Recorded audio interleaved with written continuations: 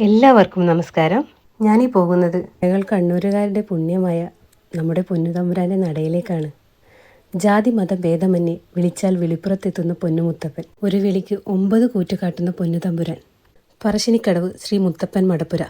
പറശ്ശിനിക്കടവ് മുത്തപ്പൻ മടപ്പുര സ്ഥിതി ചെയ്യുന്നത് അതിമനോഹരമായ വളപട്ടണം പുഴയുടെ തീരത്താണ്. കേരളത്തിൽ തനത് ദ്രാവിഡ ആരാധനാ രീതികൾ പിന്തുടരുന്ന അപൂർവ ക്ഷേത്രങ്ങളിൽ ഒന്നാണ് ശ്രീ പറശ്ശിനിക്കടവ് മടപ്പുര. ശൈവ വൈഷ്ണവ സങ്കല്പമാണ് ഇവിടെയുള്ളത്. ചുട്ടെടുത്ത ഉണക്കമീനും കള്ളുമാണ് ഇവിടുത്തെ പ്രധാന നൈവേദ്യം.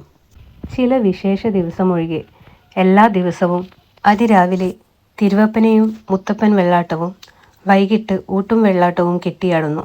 മത്സ്യാകൃതിയുള്ള കിരീടമണിഞ്ഞ ദൈവം ശ്രീ മഹാവിഷ്ണുവിനെയും ചന്ദ്രക്കല അണിഞ്ഞ ദൈവം മഹാദേവനെയും പ്രതിനിധാനം ചെയ്യുന്നു.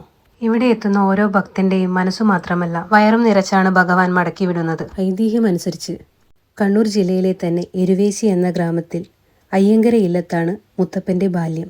അവിടുത്തെ തികഞ്ഞ ശിവഭക്തിയായ പാടിക്കുറ്റി അമ്മയ്ക്കും അയ്യങ്കര വാഴുന്നോർക്കും മക്കളില്ലാതെ ദുഃഖത്താൽ ഒരുപാട് നേർച്ചകളും വഴിപാടുകളും ചെയ്തു പ്രാർത്ഥിച്ചു. ഒടുവിൽ മഹാദേവൻ സ്വപ്നദർശനം നൽകി. പിറ്റേ ദിവസം കൊട്ടിയൂർ തിരുവഞ്ചിറയിൽ കുളിച്ചുകൊണ്ടിരുന്ന പാടിക്കുറ്റിയമ്മയ്ക്ക് ശിവാനുഗ്രഹത്താൽ ലഭിച്ച കുഞ്ഞാണ് ശ്രീ മുത്തപ്പൻ. ബാല്യം മുതൽക്കേ ഇല്ലത്തെ രീതികൾ അനുസരിച്ചുള്ള ജീവിതമായിരുന്നില്ല മുത്തപ്പൻ്റേത്. സാധാരണക്കാരായ ആളുകളുടെ കൂടെ നടന്നും നായാടിയും മത്സ്യമാംസാദികൾ കഴിച്ചും നടന്നിരുന്ന മുത്തപ്പൻ നാട്ടുകാർക്ക് പ്രിയപ്പെട്ടവനായിരുന്നു. ഇല്ലത്തിനു ചേരാത്ത പ്രവൃത്തികൾ ആയതിനാൽ അമ്മയും അച്ഛനും മകനെ കൊണ്ട് പൊറുതിമുട്ടി.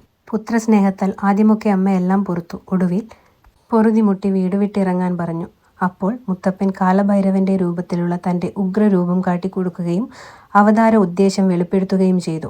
വീട് വിട്ടിറങ്ങിയ മുത്തപ്പൻ നേരെ പോയത് കുന്നത്തൂർ പാടിയിലേക്കാണ്.